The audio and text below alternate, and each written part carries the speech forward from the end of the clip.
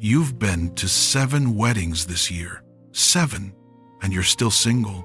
Your little sister got engaged. Your younger cousin just announced her pregnancy. Your college roommate is on her 2nd kid. And you're still here, still waiting, still alone. And it feels like you're always last. Like everyone else got chosen first. Like God gave everyone else their person and somehow forgot about you. But what if being last doesn't mean being forgotten? What if you're not last in line? You're the final piece. You've tried to be happy for everyone. You've smiled at the bridal showers. You've celebrated the baby announcements. You've been the bridesmaid again. But inside, you're breaking. Because it feels personal. It feels like everyone else is chosen. Everyone else is blessed. Everyone else is moving forward. And you're stuck in the same place you were 5 years ago. You've prayed, you've trusted, you've waited, and still you're watching everyone else live the life you've been praying for, and the questions are getting louder. Is something wrong with me? Did God forget about me? Should I have lowered my standards like everyone told me to? But here's what I need you to understand. You're not last because you're forgotten. You're last because what God is bringing requires everyone else to be in position first. Think about how a stone arch is built. There's one stone placed last, the keystone, at the very top center. And you can't place it first. Every other stone has to be in position. The sides, supports, foundation. When they are, the keystone is placed last. And it's the keystone that holds the entire structure together. Being placed last doesn't mean being least important. It means being so essential that everything else has to be in position before you can be placed. You're not last because you're forgotten. You're last because you're the keystone. Look at Benjamin in Genesis. He was the last son born to Jacob. His brothers were already grown, already working, already established. And for years, it seemed like being last made him less significant. But then came the famine. Joseph was revealed as second in command in Egypt. And when the family needed saving, it was Benjamin, the last son, whose presence became the key to reconciliation and survival. Genesis 45 tells us Joseph wouldn't reveal himself until Benjamin was present. The last son was the final piece that unlocked everything. Being last didn't mean being forgotten. It meant being essential for the final act. Ecclesiastes 3:11 says, God makes everything beautiful in its time, not your time, His time. And His time for you is last, not as punishment, but as positioning. Today, I'm giving you 5 reasons why chosen women are always last to find love. 1. Your assignment requires a rare match. You're not just looking for a husband. You're looking for a co-laborer, someone who can carry vision with you, someone who won't be intimidated by your calling, someone who can handle a woman who doesn't shrink to make him comfortable. And men like that are rare. While your friends were getting married to nice guys who were available, you've been waiting for someone who's not just nice, but equipped. Many of them married men who are nice, but don't lead spiritually, are comfortable, but don't challenge them to grow. They're not bad marriages, but they're companionship. You're not waiting for companionship. You're waiting for partnership in purpose. And that takes longer to find. God has been preparing you for something weighty, something that requires a man who can handle a strong woman, lead without controlling, and build legacy. There are fewer men like that, so the wait is longer. Proverbs 18:22 says, "He who finds a wife finds what is good and receives favor from the Lord." Finds, not settles for.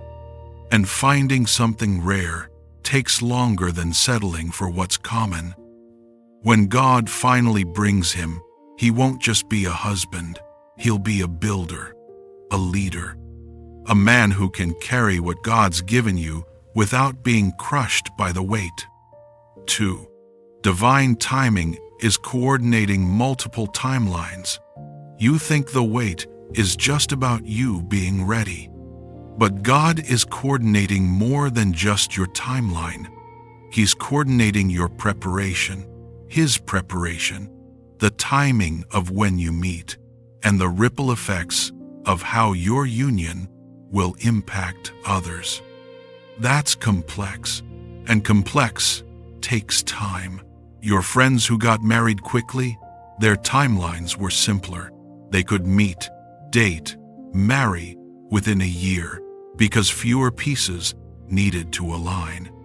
But you, God is moving multiple chess pieces. Maybe you need to finish something first. Maybe he needs to relocate. Maybe circumstances need to shift. Your last isn't delay, it's coordination. While you've been frustrated, God has been orchestrating the right man in the right place. Your preparation finishing, circumstances aligning, other people being positioned so your paths can cross. You're only seeing your piece. From your piece, it looks like you're forgotten, but from God's view, you're being positioned. When he shows up, the timing won't just be finally, it'll be perfect. You'll meet him after you finished what God called you to build. He finished what he was called to build. And you'll look back and think, if we'd met even 1 year earlier, we wouldn't have been ready. 3. You're being protected from settling. Let's be honest. Some of your friends who got married quickly settled.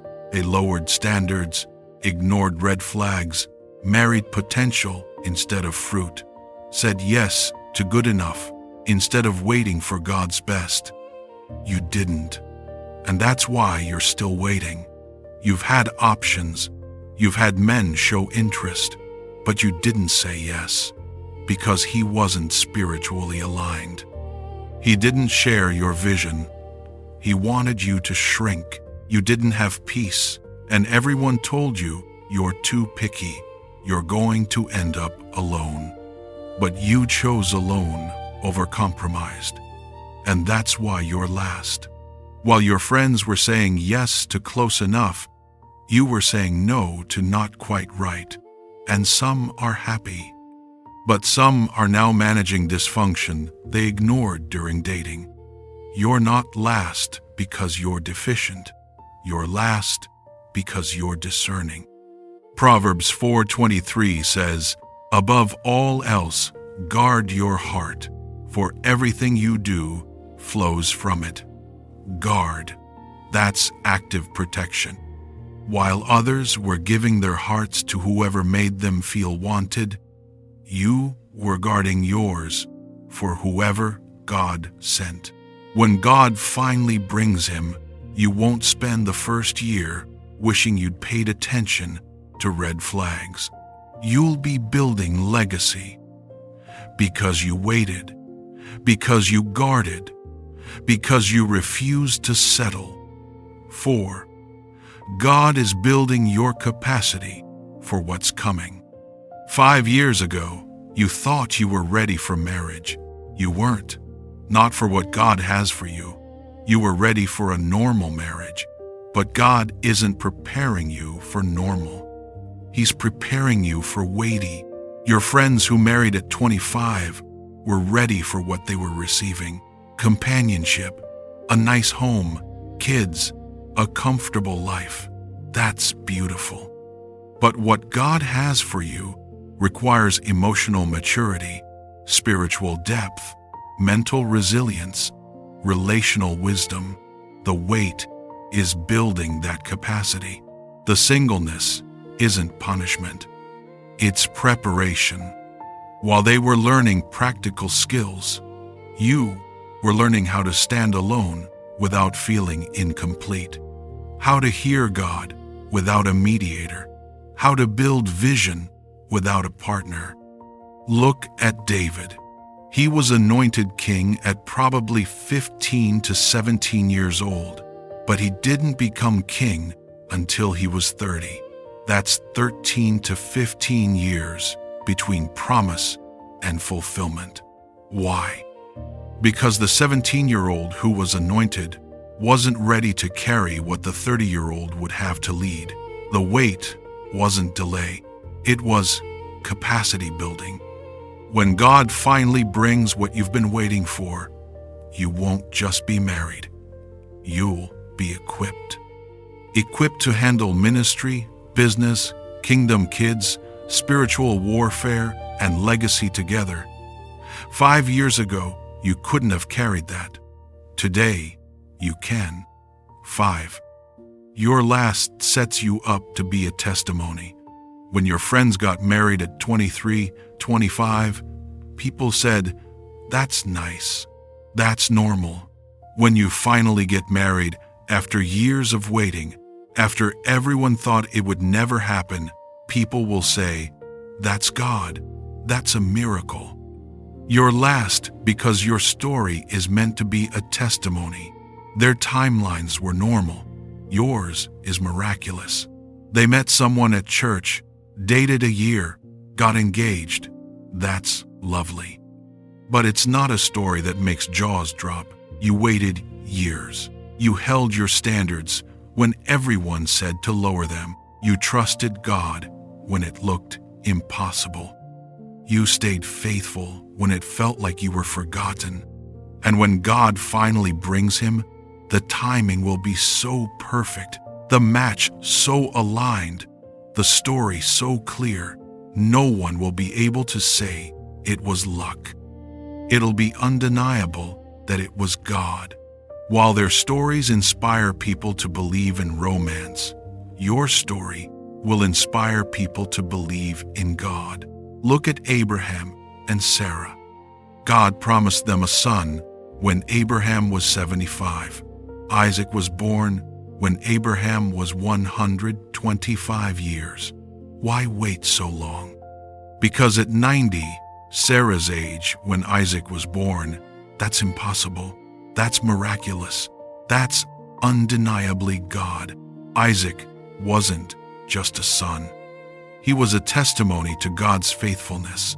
When God finally brings your person, the story won't just be yours. It'll be a testimony that encourages women who are waiting, proves that God doesn't forget, shows that his timing is perfect. Your last isn't just about you.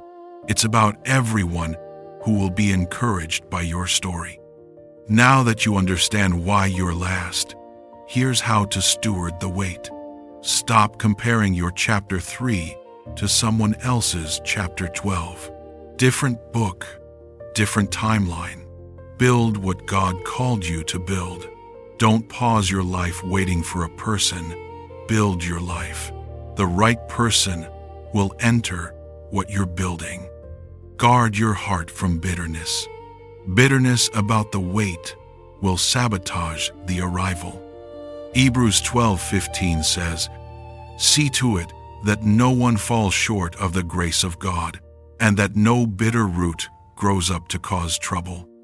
Trust that last is positioning, not rejection. Remind yourself, I'm not last in line. I'm the final piece. God is positioning everyone else so that when I'm placed, everything holds. You're not last because you're forgotten. You're last because what God is bringing requires everyone else to be in position first. Your assignment required a rare match. Divine timing coordinated multiple timelines. You refused to settle. God built capacity you didn't have before, and your story will be a testimony no one can deny. You're not last in line, you're the final piece. And when God finally places you, when the keystone slides into position, the entire arch will stand, and everyone watching will know that was God. Let this be your declaration. I'm not last because I'm forgotten. I'm last because I'm the keystone, and I trust that God is positioning every piece so that when I'm placed, everything holds. God bless you.